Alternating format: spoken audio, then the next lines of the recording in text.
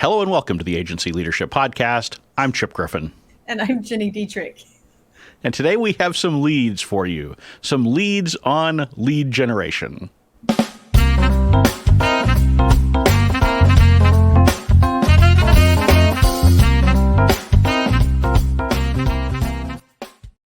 Chip, you did it! I did it, yes. If only listeners could be here to watch us record and see that it took me literally 4 tries before I played the proper intro to this podcast. You'd think I had no clue what I was doing. And maybe I don't, because yes. So I will try to hold it together and not screw anything else up for the next 20 minutes or so while we give you those leads on lead generation. It was very funny. I'm sure it was a you had to be there kind of thing, but it was very funny. Yeah. Well, I'm glad you got a good laugh at my expense. I did. It's always fun to laugh at your expense. It is not the first time. It won't be the last. I will send you a bill. All right. Well, since I've had such great success so far, I'm going to have you introduce the topic because, how much worse could it go, right? Oh, maybe sure. Maybe I shouldn't tempt fate. Let's not tempt fate because there's still a lot worse that could go wrong. So one of the questions that we continually get is how do you do lead generation for your agency right now? And you and I have had this conversation on this podcast before. And you and Drew and I had discussed it during a panel discussion for the RSW virtual conference a couple of weeks ago. So it's definitely something that everybody's thinking about. And the question is really, it becomes a little bit more than that, I think, because I think what happens is this, and we've talked about this. An agency owner will say, oh, things are going along great. We're at capacity, my team's doing great. And then all of a sudden something happens. You lose a client and you have to replace the income, or there's a global pandemic and half of your business or more goes away. There's something that happens and your pipeline isn't full. So you freak out and you say, well, shoot, I have to replace this income really fast. So what do I do? What are your best tips for lead gen? Do you use personal and professional networks to bring in business? Do you rely on a business development person / salesperson? Do you pay a commission? Are they salary? Like all of these things that people try to figure out when they're in the moment of needing new business versus having a business development / lead generation program that's built and works regardless of you being at capacity or not. Right. And we talked not too many episodes ago about sort of business development in general, right, and the importance of having conversations.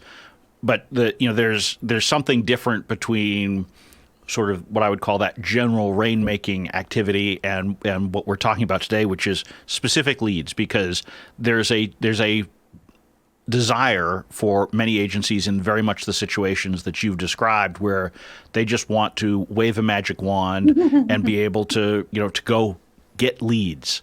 And sometimes they think, okay, well, I can just buy the leads from somewhere. Sure. Do I just buy Facebook ads? Do I, just get myself listed on one of the agency directory sites? Maybe I sponsor my listing there so that I pop right to the top and have people, come right to me. But there is no magic bullet, silver bullet, simple answer that just makes those leads show up right on your doorstep. There's not, unfortunately, and you and I have had this conversation offline, but I know there are lots of people out there who will say, if you follow this process, you'll have a $7 million business or 7-figure business. If you do this, I like to refer to those as the get rich quick or lose lots of weight fast schemes, which may work in the short term, maybe, but there's no long-term effect to that. And what I've also found with that kind of stuff is you create this process that's different from what your business does. And it may very well work in the short term. You may bring in some new clients, but they're not going to stay. There's not going to be any longevity. And you're not going to be able to continue to grow them year over year over year because they're not the types of clients you would be working with generally. So to your point, there is not a magic silver bullet. It does take time. It does take effort, and it has to be something you're doing consistently. Yeah, absolutely. And I think, the kinds of programs that you and I have talked about, they certainly can work in the short term. Sure. But they're essentially volume sales programs. Right. And frankly, most agency owners I know don't want to be in the volume sales business. They don't want to be in the sales business, let alone doing it at volume. Fair. And so you can do something that will generate revenue over the short term. And it can feel good, but eventually you end up with a business that you don't like. Right. There's a good chance your clients don't like it, because when you're in that kind of a volume sales atmosphere, you tend to focus more on bringing new clients through the door than you do on the client service. Because as a small agency owner, you have to focus your efforts somewhere. Yep. And if you've decided that you're all in on the sales side, well, then who's minding the store on the client service? Most small agencies need to have a good balance between client service and sales. Absolutely. And when we talked about this from a business development perspective 2 or 3 weeks ago, one of the things we talked about is splitting your time and making sure that you're spending some of your time on business development and some of your time on client service. You can't do all of one or all of the other. You have to split your time. Yeah, and I think one of the things that you always have to remember too is, as you're getting leads into the pipeline, I was listening to, I forget whether it was a podcast or a video or something recently, and someone was talking about how you need to work to convince your prospects to become clients. No. And I hate that word, convince. No. Right? You do not, in the agency setting, you do not want to be convincing someone really to do anything, but particularly to become a client. There is not a closing process per se in agency sales. You're trying to find solutions that work for your prospects, and you need to paint the picture for them of why it will work. And yes, you can do things to make sure that the process continues to move forward, but the process should be moving to a decision one way or the other. It's not about convincing or closing someone. It's about figuring out if it's the right fit or if it's not. So one of the things that I like to think about, and when agency owners say to me, what are your best tips for lead generation? I will say to them, when you're doing client work, what kind of work are you doing to help them improve their SEO, gain the attention of journalists, gain market share, whatever it happens to be? What types of things are you doing? And they'll tell me, we do email marketing, and we do content development, and we do media relations. And then I'll say, okay, are you doing that for yourself? No. Well, that's lead generation. Right. You're helping your clients generate leads, but you're not doing that stuff for yourself. And I'm an agency owner. I know how hard it is to make that a priority, because clients always come first. They always come first. So I know how hard it is, but you have to make it a priority for your business and treat your own business like a client, because that's the way you're going to generate leads. 1,000%. And look, what are most agencies asking their clients at the start of an engagement, at least if they're likely to be successful? Whether you're doing media relations or you're doing search marketing or whatever, one of the first questions that you ask is, tell me about your customer. Yep. Tell me about who you're trying to reach. Yep. And most agencies, when they're thinking about lead generation, aren't asking themselves that question. They're simply trying to find anyone who will pay. Right. And so you really have to start with knowing, specifically what kind of lead do you want? And it doesn't have to be fancy buyer personas. Sally is 32 years old and, has 10 years of work. No, you don't need that. But you need to have a pretty clear picture of who an ideal client is, who it isn't, so that you can, start doing the kind of targeting that you need to do in order to build a lead list. You can't do it if you can't provide any definition. No, you can't. And one of the things I like to recommend is, I want you to sit down and think about exactly that. Who is your ideal client? What is their job title? What kind of company do they work in? What is the industry? What is the vertical? What types of things do they do? And write it all down. And then go through Facebook and LinkedIn, Twitter's a little harder, Instagram, your email, go through all of that stuff and see who you already know that fits that profile and start to create your list. And I think when we talked about business development a couple of weeks ago, I think you said the number is 200 to try to get, is that right? To try to get to 200 people, prospective clients that fit your bailiwick that are good for you, and then you can Right. start to do some biz dev. But I think that's in addition to what I'm calling more traditional lead generation. And lead generation comes from doing things on the web. It comes from having a really clear call to action on your website, not on your homepage, not 17 calls to action, not learn more or want to know more, anything like that. A very clear call to action that tells somebody what you want them to do. So in my case, it might be join the SpinSucks community. Once you've joined the SpinSucks community, then we can give you options and we can start to nurture you based on what you're and how we've segmented you and how you've sort of self-selected too. But we can start to do that because you've joined the community. Maybe you're not a prospect and you'll go in there and you'll have fun and do all that. Or maybe you're at one of the big brands that we're trying to reach. So we segment all of that. So you have one really clear call to action on the homepage. That's it. And I think that's one of the things that's easiest to do right now, because almost everybody can do that themselves. And then you start to think about, okay, from there, how do we do content? What kinds of content? What kinds of content is not already out there? How do we develop our list? And it goes in combination with your biz dev list. How do we do email marketing? How do we nurture those leads? And then how do we bring in new clients from all of that? Right. And I think, what we've sort of started to outline here is the importance of working backwards through your funnel. Yeah. So a lot of folks, when they start thinking about leads, they think about the agency directories, the Facebook ads, the search engine. So you're thinking at the very top of the funnel and what's going to get people in. But you need to think about, the latter stages, who becomes a client. Before they become a client, what have they gone through? What information have they gleaned from your website? What resources have they taken from, whatever blog or video or podcast content you're creating? How have you gotten them into your nurture program in some fashion? Even if it's not a formal nurture program, at least you know who they are, mm-hmm. right? So, something like the SpinSucks community is a great way to do that. And then from there, you continue to work backwards. The other place it can be helpful to work backwards is figure out what's worked so far for you. And This is, when I first go in and meet with an agency owner, I always like to say, tell me how you got your last 5 clients.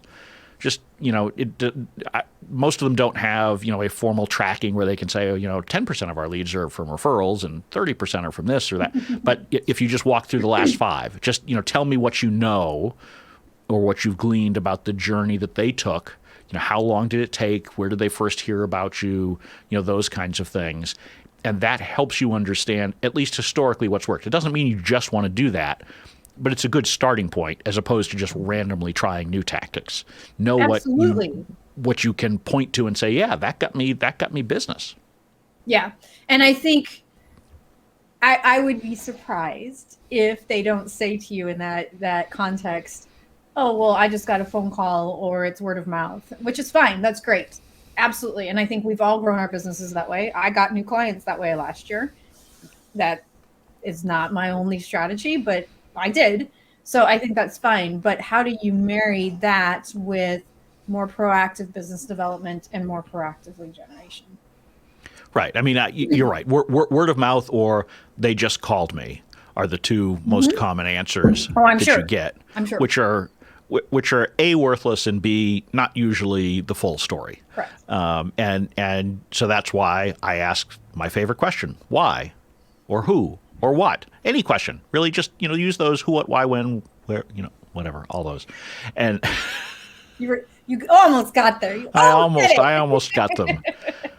Fortunately, I'm not in like a journalism program, so I'm not going to flunk out for having, not gotten it right off the top of my head here. But, we've already demonstrated that I'm just not fully with it today, Ginny. So if the worst that I do is not come up with the right list of the 5 W's. In any case, at least I knew there were 5. How about that? There's that, right? Something. You're improving you've improved over the last 20 minutes. Wow, thanks.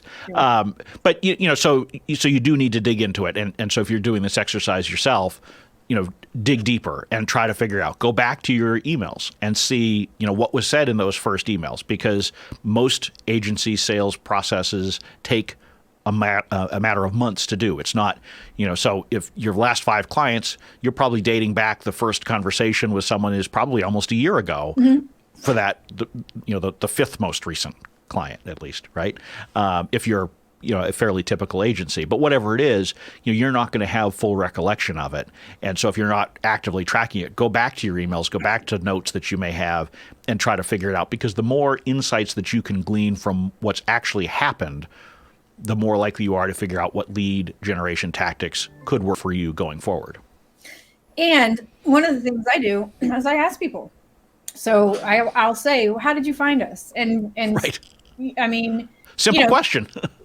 I always love this question, especially when you do it for clients and you do it as a survey, because people will be like, I saw your billboard, and you're like, yeah, we don't have billboards, but okay.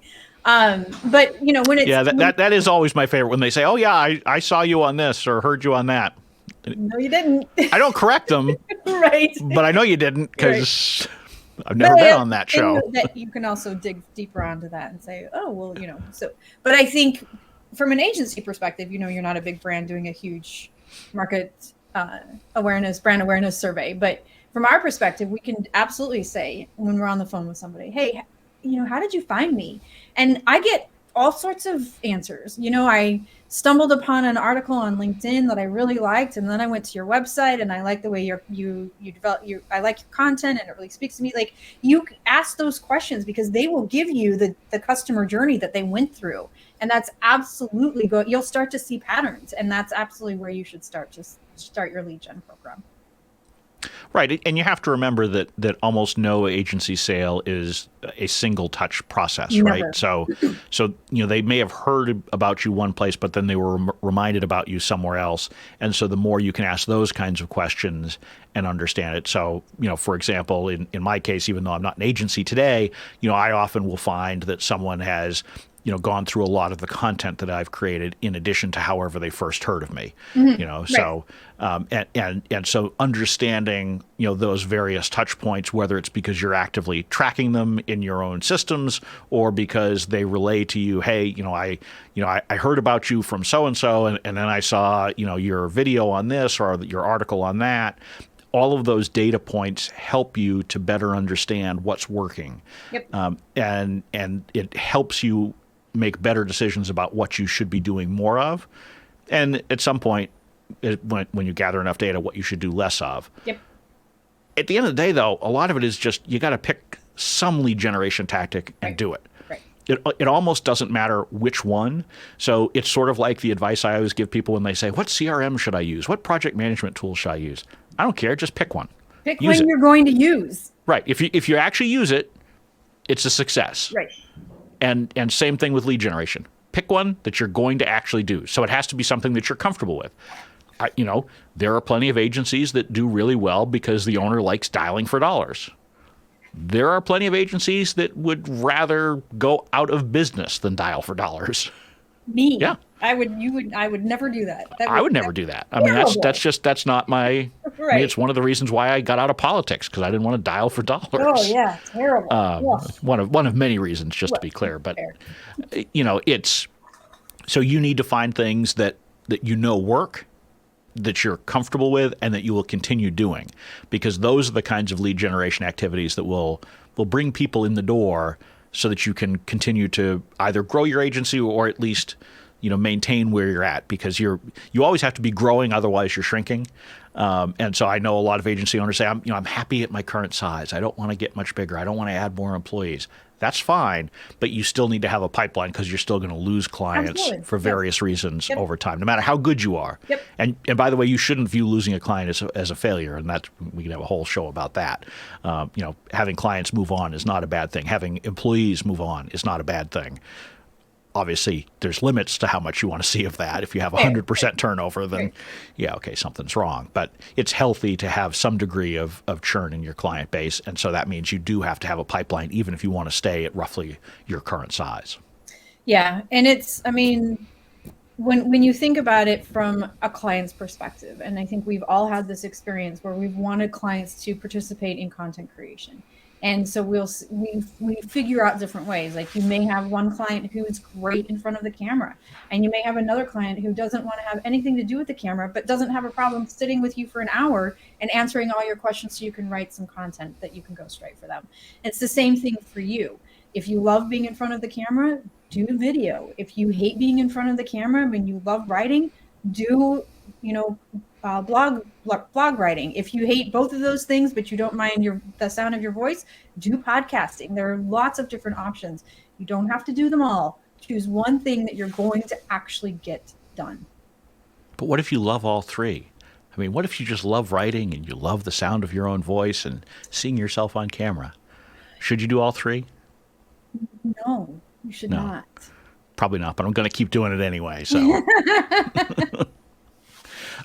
but so in the posts that you've had some particularly good examples of things that you can do. So let's, as we wind down here, why don't we give some people some concrete examples of some of the things that they can do as they're looking to build lead generation programs. So they have some ideas that they can start noodling on in addition to whatever feedback just go they to may get. spinsucks.com. It's all right there. Well, of course. I mean, all of the answers are at spinsucks.com. There's a few more at small-agency-growth.com, but I mean, let's face it. This is really the Ginny Dietrich show. I'm the Ed McMahon here. You are. It's amazing. Thank you. Yeah. So a couple of things. Half our listeners probably don't even know who Ed McMahon is. I mean, that's the, So if you're one of those millennials who's listening, old, Chip. We're not that old. Okay, I am. No, you're not. I feel it.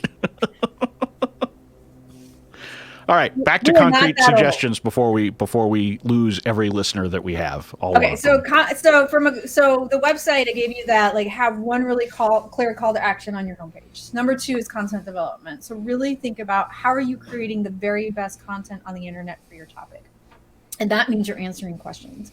And I will give you one thing that I've been thinking a lot about because I've been talking to clients about this, which is every executive on earth, every one of them, has this weird perception about media relations. Somehow they think that you just pick up the phone and you get them placed in the New York Times and it takes 15 minutes and that's it.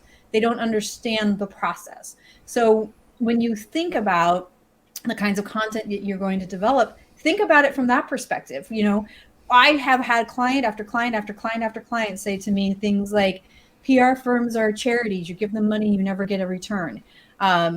PR firms are black magic. Like I've heard all of it, all of it. So answer those questions, talk about your process, talk about the way in your content, because those are the kinds of things that are going to do 2 things. It's going to develop your leads and it's going to develop the qualified leads, and it's going to educate your prospect on your process before they become a client.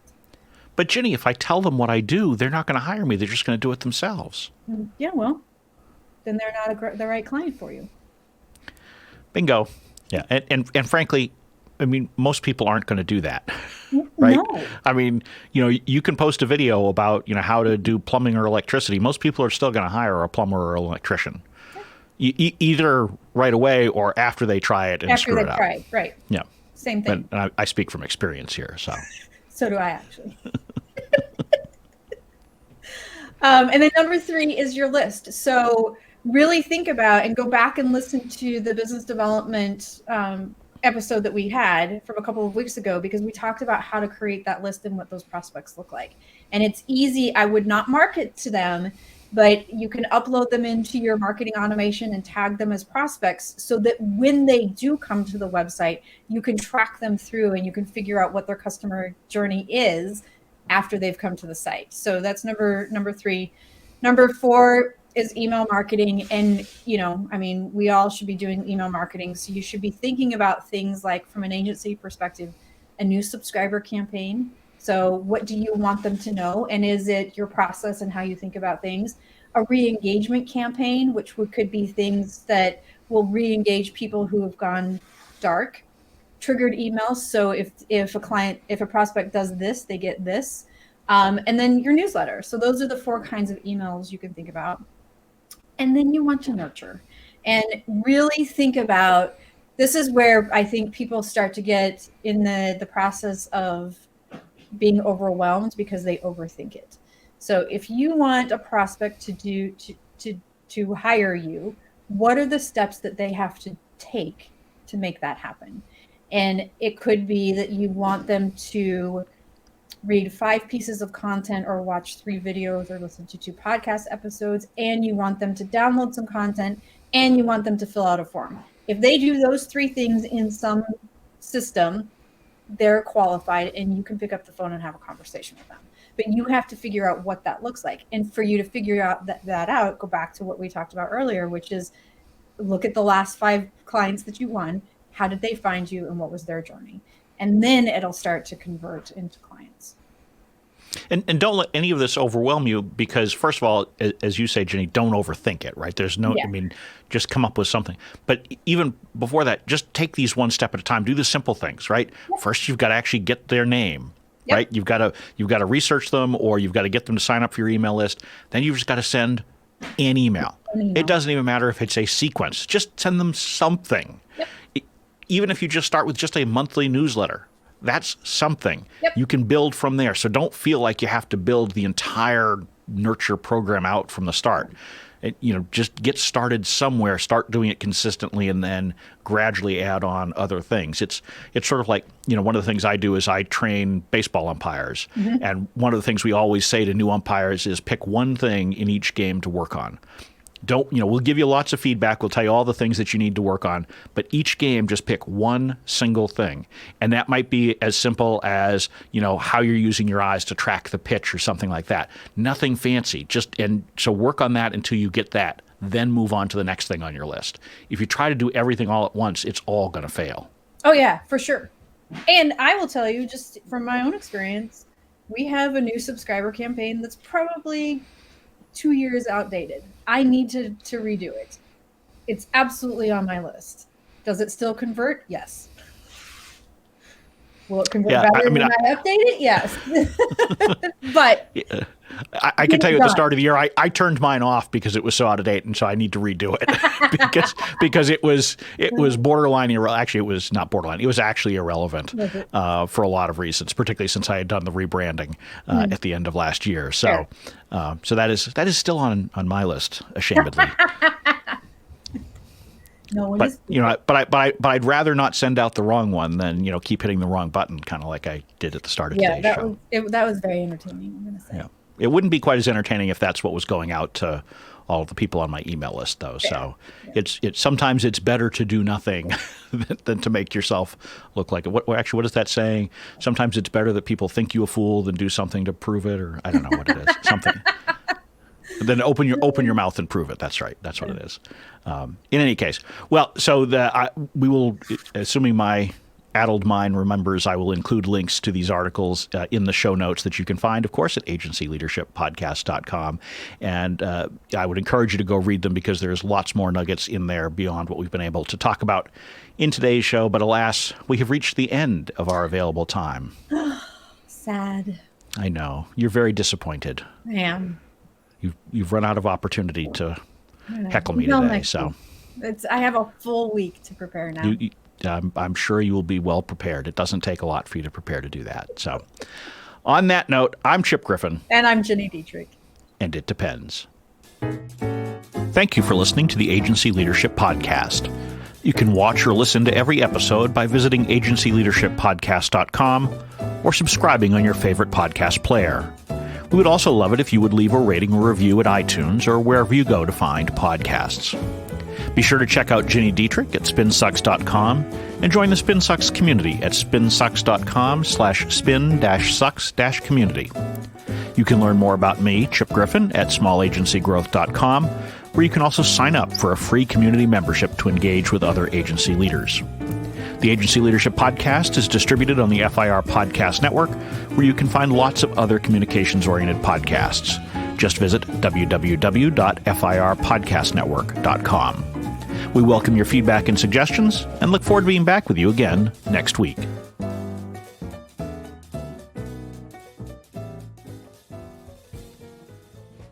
Hello and welcome to the Agency Leadership Podcast. I'm Chip Griffin.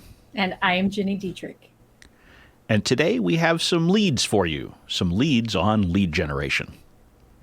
That's the topic for today's show. Oops.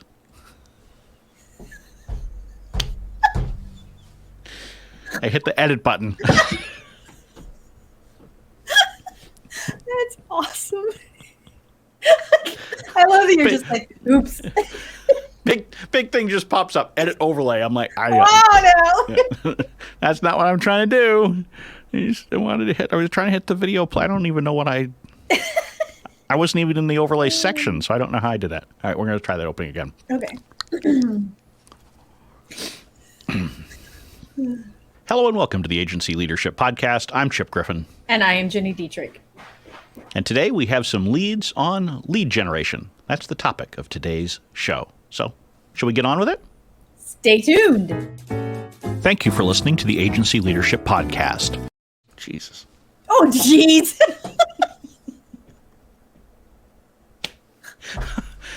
Oh, this is going so well today, Jenny. I can get this right on live shows. I can't do it apparently on recordings. I'm like, that sounds like, oh yeah, that's the outro. Yep. Take 3. That's awesome. Hello and welcome to the Agency Leadership Podcast. I'm Chip Griffin. And I'm Jenny Dietrich.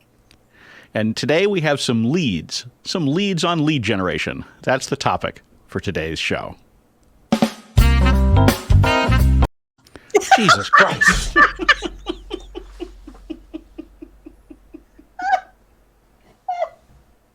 I'm done. I'm done.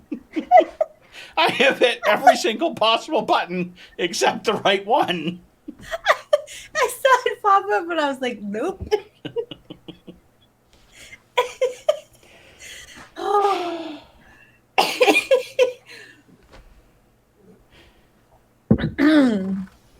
Oh, this is going to be good. I think you should just run the whole thing like this. Don't edit it.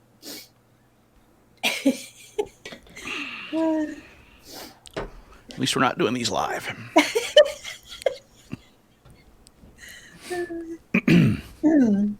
The 4th time. 4 is the charm.